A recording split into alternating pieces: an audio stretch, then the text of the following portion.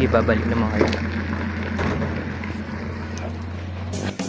Hello mga kawaki, bali ito pala yung araw ng pagpunta ko kala Sir Gavin, kala Sir Javin sa Kapinting Brothers. Bali ito, nakasakay na ako ng tricycle, handa na rin ako magpagupit para sa mga naghihintay kong mga followers, mga kawaki. Hinihintay nyo to, ganyan kahaba yung buhok ko, papagupit na ako. No! God, please, no! No! No! Yo, eto na, mag-uumpisa na yung gupitan. Pinakita ko yung sticker ko, yung kay Bayola. Tapos, ayan, si Kuya, ready na rin ako gupitan. Tinisyuan na ako sa leeg. Tapos, naayos niya na yung buhok ko, paano niya gagawin yung gupit sa akin. Nagulat na lang din ako dyan na parang hindi niya naintindihan yung gupit na gusto ko. O hindi niya lang masyadong nakita yung sticker na pinakita ko sa kanya. Sabi niya dyan sa ibabaw, sa ibaba, dyan lang ba? Akala niya faded. Hindi niya alam, faded sa ibabaw. Kaya dyan, nagulat na lang, babawasan yun sa taas. Tapos dito, kinuha ko yung phone ko, ay sticker ko, pinakita ko ulit. Tapos sa phone, pinakita ko din, ayan, nagulat na lang siya, pinakita ko yung picture ko. Sa ibabaw palang bawas. Kayo na lang bahala, mag-isip kung anong tawag sa haircut na yan. Kasi as nung ngayon, paiba-iba pa yung tawag ko, kayo bahala. Titingnan ko kung sino may pinakamagandang pangalan sa haircut na yan. Sige, ayun, ipapangalan ko sa haircut ko na yan. Laron nga, sabi sa akin yung Kwajampung haircut. Chinese haircut. Ayan. Bali, ayan, nakita niya, bilis naman. Saka pinulido naman ni Kuya kahit papano. Medyo waka siya, pero pulido, magupit, seryoso sa dyan. Gago! Bali sa vlog ko na to, hindi ako nagpaalam. Nabala ko pumunta kay Sir Gavin. Gawa nung hindi niya ako papayagan. Kasi dati pupunta nga dapat ako, kaso nga lang hindi niya ako pinayagan. Baka makipag-iwalay na lang po.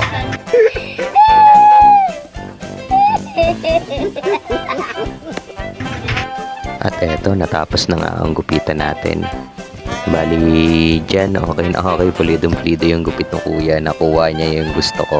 Natawa pa siya, na-challenge ito yun si kuya. Sabi niya, Kwajampung yung gupit ko. Chinese haircut. Natatawa na lang ay shoutout sa inyo po. Lalo na dun sa nag-haircut sa akin, kamukha si Kuya Alan. Napugian tuloy ulit ako. Parang nabakla ulit. Hindi, joke lang. Bali dito, waiting na lang ako ng bus papunta kala Sir Gavin. Ngayon meron pa ako na shoutout dito kasi pinaalis ako sa pinaghihintay ako. Medyo may wait yung dala-dala ko. Hello, shoutout kita. Nagawa, salamat ba? Ay, video pala. Hindi pa naman ako kumain. Mangang. Pero huwag ka mag-alala. Baka may tubig ka naman. Tapos po. Ewan ko sa'yo, depende ah. Sige. Invite na. Tapang po. Tapang? Ang tawag yan, immortal. Sa vlog. Natikman. At on the way na tayo kala Sir Kevin. Nag-iisip ako paano kung gagawin yung magbenta dito sa loob ng bus ng produkto ko. Yung sukang immortal at saka sukang mortal at saka talbos chips na din. Free bite and then a good taste yun. Perfect.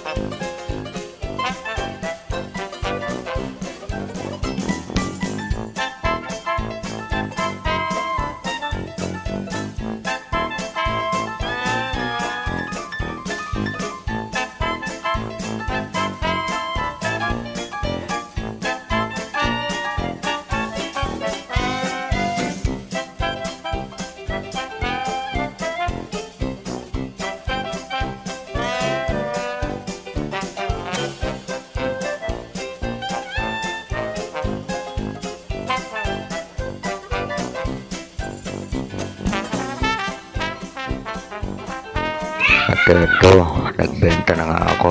Nagsimula na ang kalbaryo.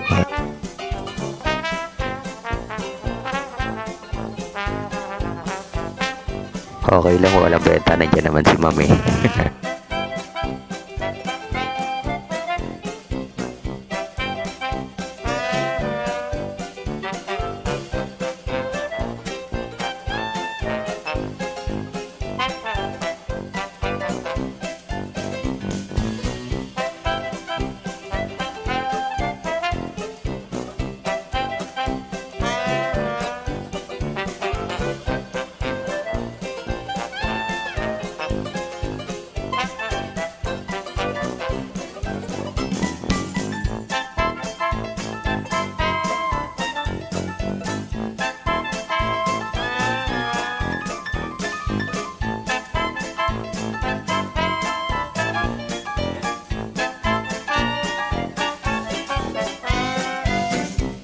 Dito, namigay na tayo ng sticker, tapos nag-alok na rin tayo.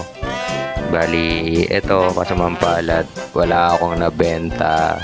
Pero may mga good comment naman. Ayan, tumikim dyan si kuya ng free bites chips. Saka yung sukang immortal at sukang mortal. Bali, about sa sukang immortal, sobrang anghang nito. Like ng mga binibili natin noodles, no? Sobrang anghang pero gustong gusto natin. Kumbaga parang challenge to para sa atin. Sukang immortal. Pwede niyo po isang sabi. Yeah. Medyo maangang lang po siya, no? Masarap po. Yung chips, oo, masarap siya. Pero kailangan ko pa siyang i-perfect. Kulang pa siya. Pero about sa sukang immortal, depende sa inyo eh. Ako, nasarapan naman ako sa sukang immortal, maanghang. Pero ang twist man niya doon, may kakaibang sarap. Pwede niyong ilay. At eto, back to pahinga tayo. Nag-iisip ko anong gagawin pagdating kala Sir JB. Ano nga ba ang nangyari sa pagpunta ni Waki Bayola kala Sir Gavin? Naging matagumpay ba ito? O nagantay lang siya sa wala na masahe, pagod, pawis, puyat at anuman effort?